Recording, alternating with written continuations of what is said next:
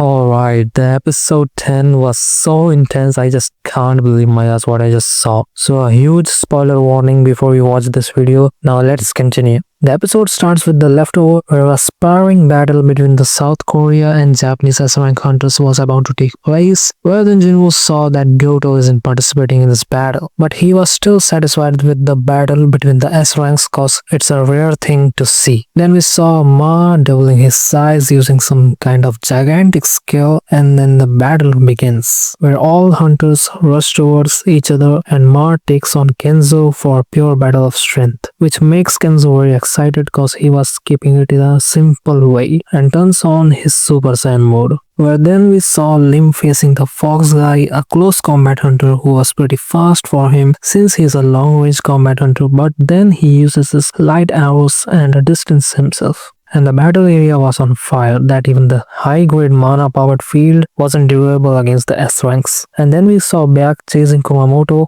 who was very afraid to fight him, but then Byack increases his strength where he generates some claws and make his eye turn black, which scared Kumamoto even more, but Byack was not letting him get away. Then we saw that Kenzo defeated Ma and Lim got slammed into the wall by the Fox guy, and then they both were ready to do a 1v2 with Byack. And then we saw Chai fighting against Kanai, where she wasn't able to read her movements cause our dancer is unreadable. Well, anyways, I must say that they made her look crazy. She was super smooth and fast with her attacks, and it was pretty much impossible to keep up with her movements. You definitely can't blink at this moment, bro, or else you will miss the whole scene. After she quickly deals with Kanai, she directly goes for Byack to give him some backup, but then Kumamoto tries to sneak up behind her and tries to attack, but her charge instinct were just so strong that he got smacked by 30 punches in an instant. But it made things much worse, cause by that Kumamoto snaps out by his senses and it got raised up, where then he goes rampage on Chahai and tries to kill her. But then our Rizvu showed up and told him that chill dude, it's just a sparring battle. But he wants to have a taste of the floor, so Jinwoo helped him. And Jinwoo tells Cha to consider this as a defeat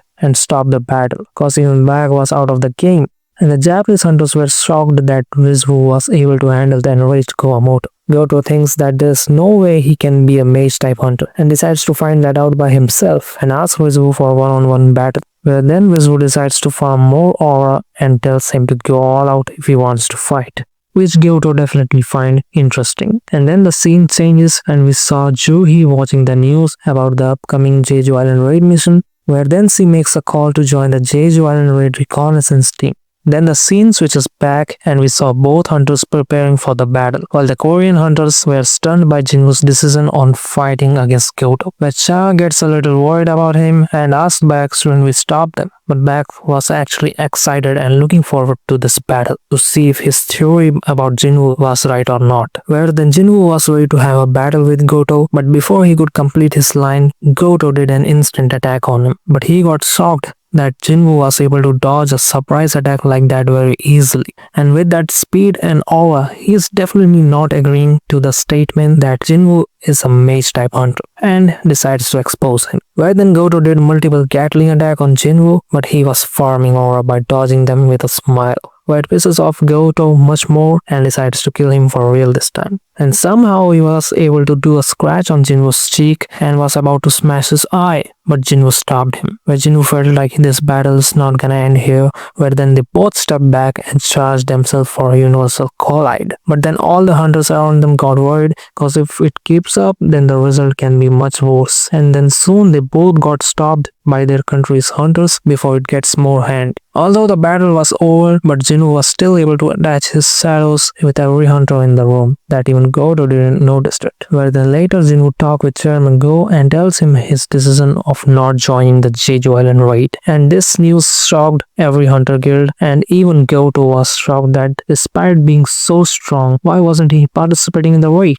Later, Jinwoo reaches his home where his family was waiting for him so that they can have a dinner together, which made Jinwoo very happy cause he always cherished for moments like this. But then we saw a scene of the Jeju Island where we saw some ants killing and eating each other cause lack of food, where then the queen was stressed out by it and said that we need a strong soldier to lead our people. where then we saw the birth of the Ant King, aka Beru. And I got so much excited to see him that I don't care about those hateful comments anymore. Beru is definitely gonna farm some chilling aura in the next episode, and you guys can mark my words. And then the scene switches where finally Jeju Island raid was about to begin in a day, and every hunter was ready to join the raid. And these anime original scenes were hyping me up a lot, and the feeling is just can't be expressed by words. It just warms up my heart. And then we saw all the hunters gathered up around the Jeju Island to start the raid mission, and there were many hunters on the mainland of South Korea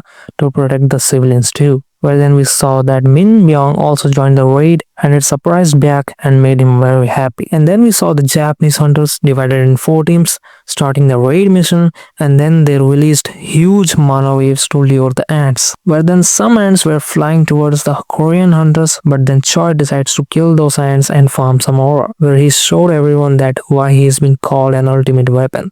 And then they all jumped out and starts the mission. Meanwhile, the Japanese hunters were taking on the ants and clearing them out. And then we saw that the Korean hunters were inside the ant colony, and then Choi added a shield to keep the ants outside. Then he uses his fire technique to find the path towards the queen. Where then the scene changes to Jinwoo, where he was completing his daily quest, and then he thinks that there are a lot of S-ranks in the mission, so there won't be a problem for them to complete this mission without him. Where then the scene changed, and we saw the Korean hunters entering a chamber full of eggs, where they noticed that there's a big egg which was looking very different than the other ones, and it left everyone wonder what would have came out of it. Meanwhile, the Japanese hunters were just chilling and killing the ants, where then Kenzo comes to Mizu so that she can heal him, but then they saw a large swarm of ants were charging towards them, and Kenzo asked her to heal him quickly. But when she stands up to heal him, she got her head slashed by an unknown entity, which trembled down both the hunters, and we got an impacting eye shot of a beast which is none other than the Ant King himself. And then the episode got ended with the worst cliffhanger ever in the entire series. Man, this episode was a gem. Now literally, it was a gem. My pre-thoughts regarding this episode were too low since I saw those leaks, but still this episode hyped me up anyway, just like always. And I'm actually looking forward to see Beru in action and the entry of Jinwoo in the battle. The next episode will be awesome, and I will definitely not miss it. And I will also cover the details on the episode soon. So now let me know your thoughts on this episode and leave a like if you got hyped up as well. And I will see you all in the next one.